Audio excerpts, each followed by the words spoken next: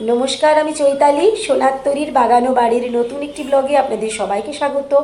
আগের ভিডিওতে দেখিয়েছিলাম যে আমার বাড়ির সমস্ত মাটির জিনিস আমি কিভাবে টেরাকোটা কালার দিয়ে রং করলাম। বলেছিলাম আপনাদের সাথে শেয়ার করব যে কিভাবে এরপর আমি ওগুলো পালিশ করব।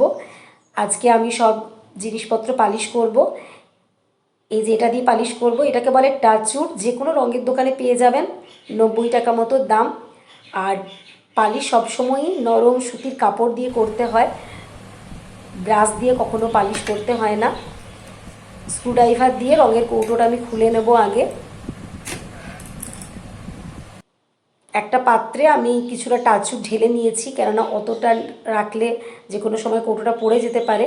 আর একটু ঢেলে নেবার পর সবসময় চেষ্টা করবেন যে কৌটোটা ঢাকা দিয়ে রাখতে, কেননা টাচউড একটু বাতাস পেলেই কিন্তু শুকনো হয়ে যায়। আর সমস্ত জিনিসগুলোকে আমি বের করে নিয়েছি, পেপারের উপরে রেখে রেডি করে নিয়েছি পালিশ করার জন্য। এগুলো আমার পালিশ করাই আছে, তো তাও প্রতি বছর একবার করে পালিশ করে নিই। আর পালিশ করলে যেটা সুবিধা হয় কি, যে ধুলোটা একদম পড়ে না।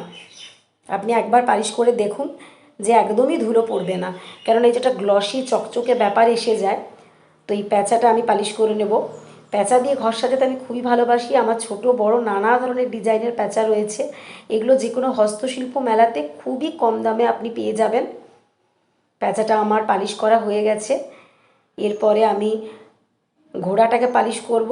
আর রং করার মতো এটা তো আমি টর্চ দিয়ে করছি, যাতে সব জায়গায় পালিশটা ঠিকমতো হবে পড়ে।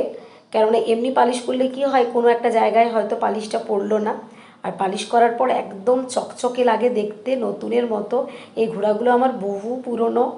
আমি পাঁচমুড়া থেকে, আমাদের বাঁকুড়ার যে পাঁচমুড়া পোড়ামাটির জন্য বিখ্যাত, সেখান থেকে কিনেছি। এই দেখুন আমার সমস্ত জিনিসগুলো পালিশ করা হয়ে গেছে। আপনিও একটা ছোট টাচুর কিনে নিন, আর আপনার বাড়ির সমস্ত মাটির জিনিস, কাঠের জিনিস যা যা রয়েছে, শোপিস, সমস্ত কিছুগুলো পালিশ করে নিন। ভিডিওটি ভালো লাগলে আমার চ্যানেলটিকে সাবস্ক্রাইব করবেন, লাইক করবেন, কমেন্টে জানাবেন কেমন লাগলো আপনাদের।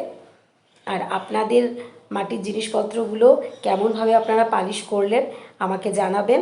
তো আপনাদের সঙ্গে দেখা হবে নতুন একটি ব্লগে।